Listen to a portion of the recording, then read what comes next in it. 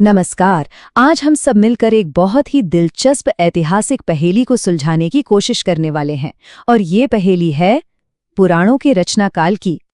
तो सीधा मुद्दे पर आते हैं ना। सवाल ये है कि पुराणों की रचना आखिर हुई कब। अब देखिए, ये सवाल सुनने में तो बड़ा सीधा साधा लगता है, पर इसका जवाब उतना ही घुमावदार और दिलचस्प है। और बस यहीं से हमारी ये जो जांच है वो शुरू होती है। सच कहा जाए तो पुराणों की कोई एक सही तारीख पता लगाना किसी प्राचीन पहेली को सुलझाने से कम नहीं है। देखिए, पुराण जो हैं वो प्राचीन भारतीय साहित्य का एक बहुत ही विशाल संग्रह है।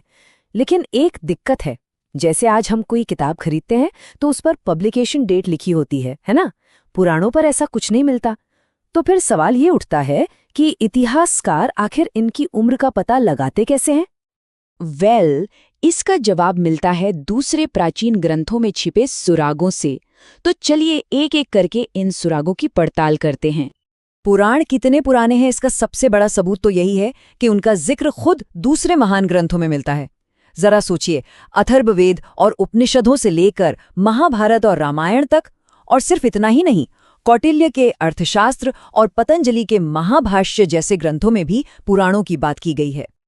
इतने सारे प्राचीन ग्रंथों में बार बार पुराणों का उल्लेख होना, ये एक बात तो शीशे की तरह साफ कर देता है पुराणों की जो परंपरा है वो वाकई बहुत पुरानी है।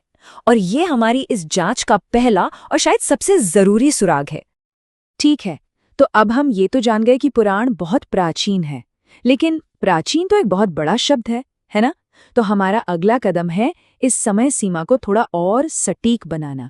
और इसके लिए हमें कुछ ठोस संकेतों की, कुछ कॉन्क्रीट एविडेंस की जरूरत पड़ेगी। और इस काम में हमारी मदद करते हैं धर्मसूत्र। अब ये धर्मसूत्र क्या है? ये कानून, कर्तव्य और नैतिकता पर लिखे गए प्राचीन ग्रंथ हैं, जो इतिहासकारों के लिए एक बहुत ही जरूरी काल निर्धारक या कह लीजिए एक तरह के क्रोनोलॉजिकल मार्कर का काम करते हैं। तो यहाँ हमें पहला ठोस सबूत मिलता है। देखिए, आपस्तम्ब और गौतम के जो धर्मसूत्र हैं, विद्वान मानते हैं कि इनकी रचना लगभग 5वीं शती ईसा पूर्व के आसपास हुई थी। और मजे की बात यह है कि इन ग्रंथों में पहले से ही पुराणों का उल्लेख मिलता है। तो इसका मतलब क्या हुआ? इसका मतलब ये हुआ कि हमें अपनी समय सीमा का शुरुआती सिरा मिल गया है। अगर 5वीं शती ईसा पूर्व के ग्रंथों में पुराणों का जिक्र है, तो जाहिर है कि कम से कम कुछ पुराण तो उस समय से पहले भी मौजूद रहे होंगे। ठीक है, तो ये तो हो गई शुरुआत की बात, लेकिन कहानी का दूसरा पहलू भी तो है। सवाल ये उठता है कि पुराणों को लिखने, उन्हें एक संग्रह में लाने का काम पूरा कब हुआ? मतलब इसकी आखिरी समय सीमा क्या हो सकती है? इस सवाल का जवाब, और कह सकते हैं कि हमारी इस पूरी जांच का सबसे निर्णायक, सबसे पक्का प्रमाण हमें एक ऐतिहासिक व्यक्ति से मिलता है, और उनका नाम है बाणभट्ट। देखिए, जब भी इतिहासकार किसी चीज के काल का निर्धारण करते हैं ना, तो वो ऐसे ही प्राचीन पांडुलिपियों और ग्रंथों में छिपे सबूतों पर भरोसा करते हैं। और हमारा जो सबसे बड़ा सबूत है वो भी एक ऐसे ही ग्रंथ से आता है।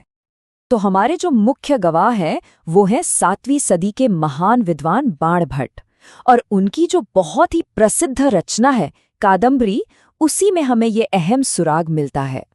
बाणभट्ट अपनी किताब में लिखते हैं कि उन्होंने अपने जन्मस्थान पर वायु पुराण सुना था।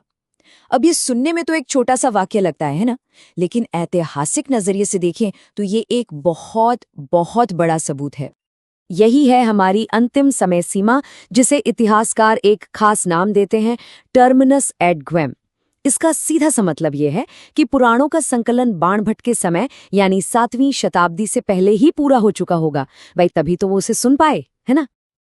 तो अब हमारे पास इस पहेली के दोनों जरूरी टुकड़े आ गए हैं, एक शुरुआती सिरा और एक आखिरी सिरा। चलिए अब इन सबको एक साथ जोड़कर पूरी तस्वीर देखते हैं। एक बार जल्दी से दोहरा लेते हैं।